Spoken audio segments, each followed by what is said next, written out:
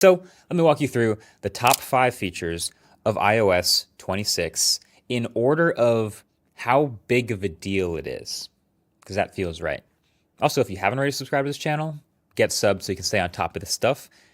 Let's get into it. So number 5, the new camera app. So it's been years since I've been able to say this, but Apple has redesigned the whole camera app. They've updated some really important things, and here's why it's really good. On the surface, it looks even more simplified just because it is. It's just the shutter button, the zoom buttons, and then a few other buttons at the top, and then the photo and video picker at the bottom. Then everything else is hidden, which is probably great for most people. So then when you want to go to change modes, you can see that there's actually more of them available, and then you can actively slide between them like you always have. It's harder to see all of the modes available to you since they're hidden.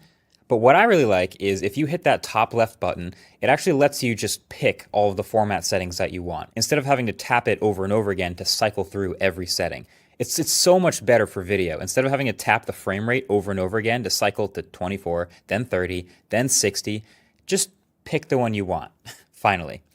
And then for all the rest of the settings, just hit that top right box, or even easier, pro tip, just swipe up. So these are where the settings are that you are less likely to change, which is why they're a bit more hidden, but that is a strong reorganization in my opinion. So then number 4 is a big update to visual intelligence. See, Apple Intelligence has been hit or miss since it was first announced. Honestly, mostly miss. A lot of things that aren't super useful, Genmoji, Image Playground, whatever.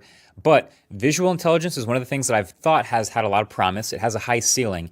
And it's been in the form so far of just looking through your camera and being able to visually identify things that you're pointing it at. But now this update includes on-screen things